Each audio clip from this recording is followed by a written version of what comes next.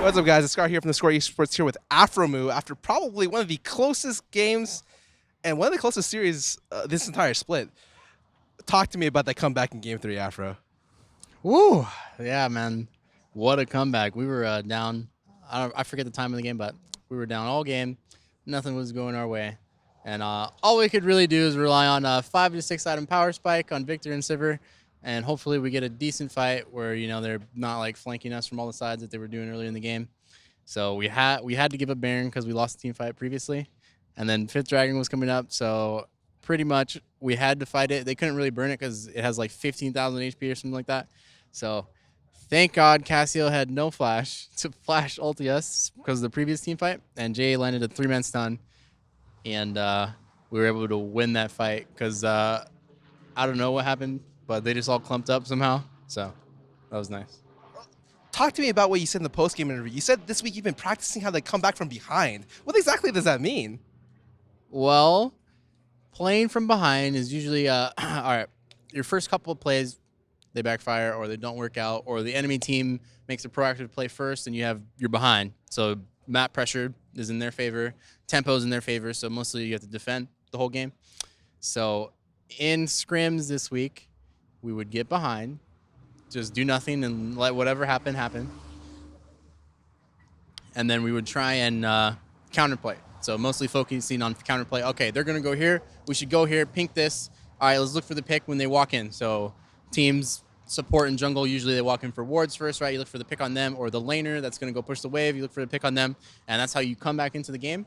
Most of the time, most of our wins are just proactive, Darshan split pushing.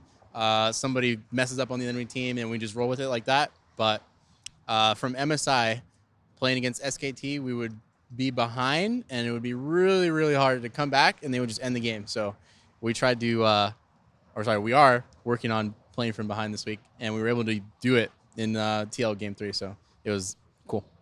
This kind of focused practice is something that's almost unheard of. Is there something else that you guys focused on this split that actually turned out to be working out or turned out to work out really well in the LCS? Mid control is what we were working on at the beginning of the split. Or sorry, not at the beginning of the split. At the beginning of the split, we were really bad when it was mid lane focused. Rise Vlad came out, Swain was coming out, and we were like, what the hell is this shit?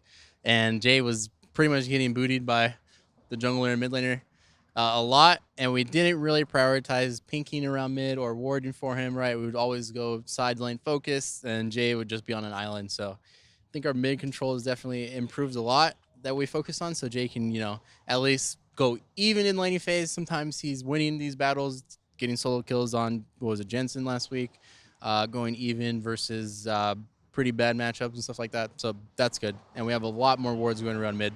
So that's one of the other things we've been working on. Usually I see you as a person who plays Brahma, Alistar, but recently you've switched it up to Morgana. And this series you picked 2 games of Karma and 1 game of Bard. What really caused you to prioritize Karma so highly this series? I would say the new items that came out for the increased healing and shielding on Mikhail's Art and Sensor, and then you can buy an extra Forbidden Idol, and it's 45% increased shield and healing. So all the sustained supports are absolutely broken with Janna, Karma. Soraka was banned that entire series. You also have Sona, who got buffed a little bit coming out. And once you get to mid-game with those 4 champions, it's really easy to win any team fight because you have so much zone control with your shields and stuff like that. It feels like you can't really get through that type of stuff. So Karma, that series was really important since we team fought a lot in the first few games versus Liquid, and they always want a team fight. That's what they're pretty much known for doing, just straight up put 5 people here, let's go.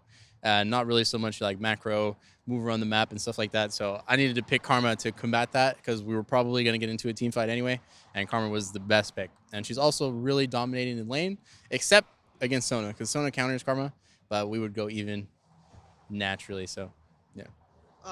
Talk to me about playing with Sivir. A lot of teams right now, first picking Sivir. Sivir is like one of the highest priority ADs. I think Immortals even quoted saying that they think Sivir is the best champion in the game. What's your thoughts on her?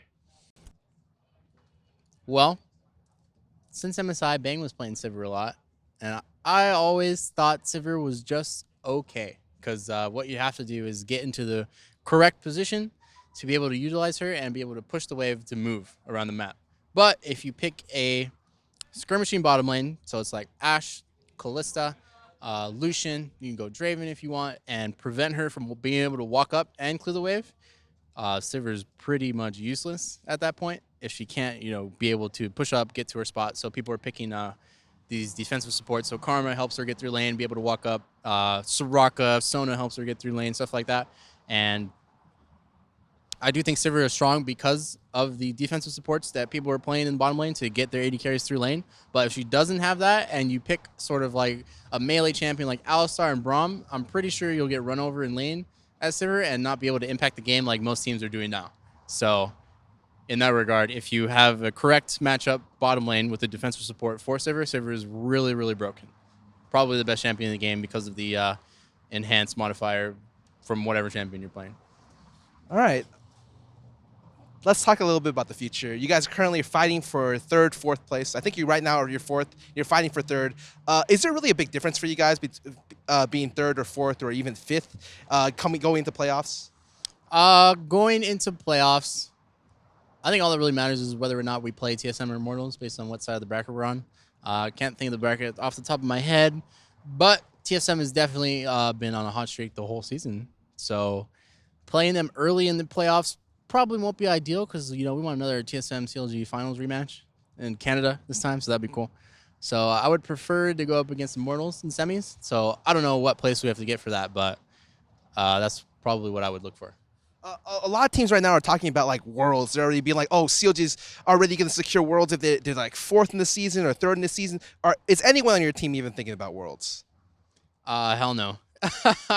Right now we're focused on improving our gameplay, mainly our trust and proactive plays and communication to execute those. So a lot of our plays, especially this TL series, would backfire because someone didn't know one piece of information, overextend, die, or go too early, stuff like that. So we're working on that for the whole entire map.